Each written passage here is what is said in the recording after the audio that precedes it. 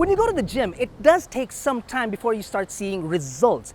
In my case, 22 years. So that's, if I'm doing the math right, that's 1 year down, 25 to go. But when you do go to the gym and you put in the hard work, the dedication, eat right, just like what Kia's done with its lineup, well, you're bound to pack on some muscle. Looking like it's spent a hell of a lot more time in the weight room than I have, this is the Kia Forte Turbo GT.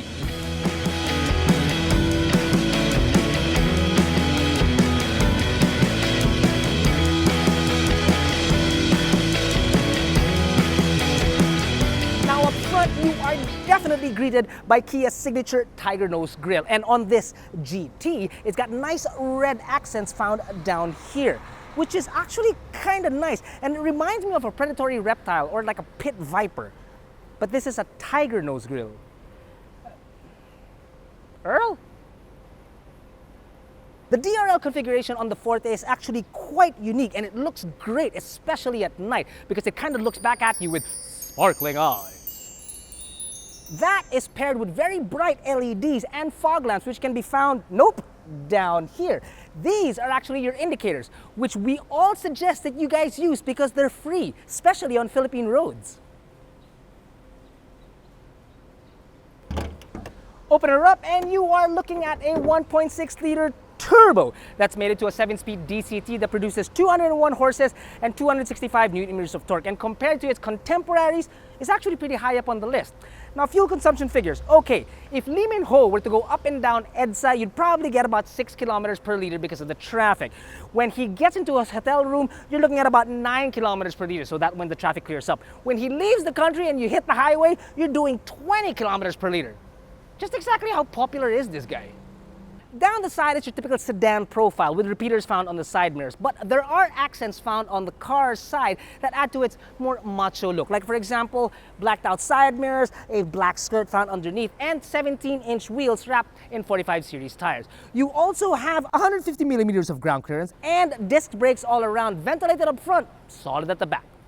At the back, you've got a basic rear taillight configuration, but when you turn it on at night, it looks very futuristic, even if you've only got a garnish right here in the center that separates the two. Looks absolutely great at night. You also have your reverse lights and your signal lights found down here wrapped in black, and you've got twin exhausts. You have a lip spoiler and this red accent found only on the GT variant. Now, when you open the trunk, you are looking at 502 liters of very usable space and a space-saving tire found underneath. There is a bit of a lip, not really a problem, especially when you're loading Earl in the back. The problem is when he uses these levers to get back inside the cabin, it's a hassle and he bothers us. So if you want to store live bodies in here, it's not really the greatest of things. I will say this though, this red accent, which is found in the back and up front, continues all the way inside the automobile, and that's pretty cool because that's a feature found only on the GT variants. The rear of the Forte is pretty much your standard sedan. It's quite comfortable. You've got bolstering on the seats. It's a little bit on the slippery side, and you've got space for definitely 2 average-sized adults. 3 can be, but only 4 inside the city. Now, the toys in here include 2 cup holders by the center armrest, air vents down up front, no charging points, but you do have bottle holders on either door, and this nice covering, which is kind of like a faux carbon fiber on the door handles. Also, one thing I'd like to point out, it's really weird. There is only one net found back here, which is located right there. There's none here for this passenger. I guess there's preferential treatment. Like for Jack, yes, none for Earl, because we don't like Earl. Quiet, Earl. Get out of the front seat.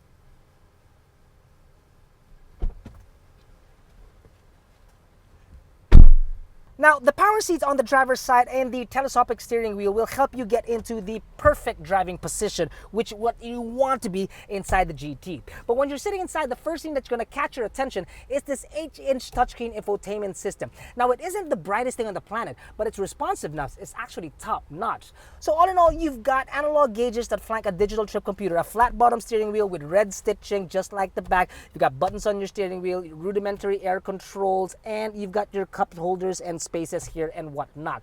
Now, the one thing that we asked everybody at the office was that I wanted to know what they felt about the entire interior of the car, including the soft plastics that can be found here. Now, they said it wasn't anything spectacular, but when I look at it, see these empty spaces down here, it kind of gives it sort of like a floating look, which actually I find kind of futuristic, and I do like. The one thing I don't like, however, is the horn. It just sounds so odd on a car that has built so much muscle. Or maybe the horn has had too much muscle and it's too much on steroids. Easy on the deuce, buddy. Easy on the deuce.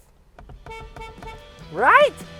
The Forte GT comes with a driver, front passenger, side, and curtain airbags, ABS, electronic stability control, hill start assist, and ISOFIX tethers.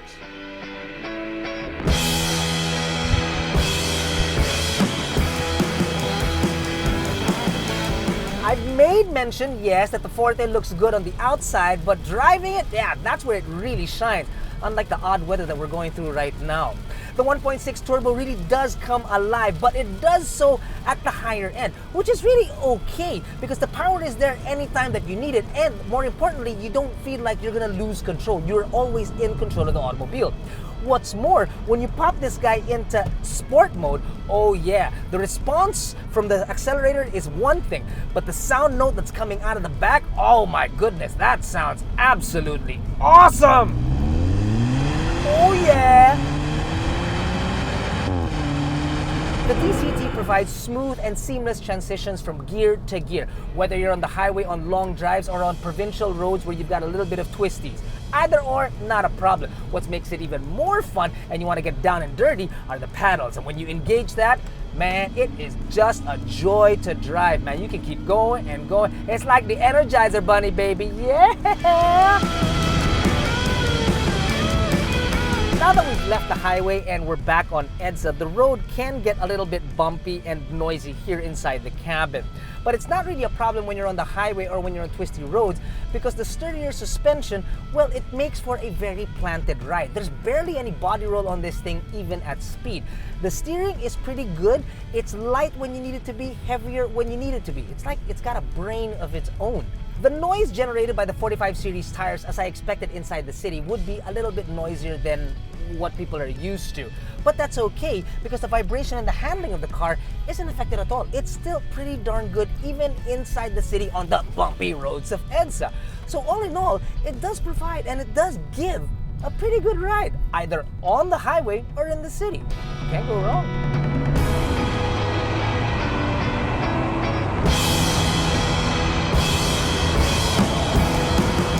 If you've ever seen before and after photos of people that have put themselves through regimens at the gym or programs to get themselves in shape, then you'll understand what it is I'm talking about when it comes to this particular Kia.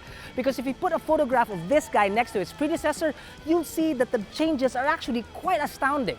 Now, with a jump in performance comes a jump in price, because this guy is available at 1,650,000 Philippine pesos.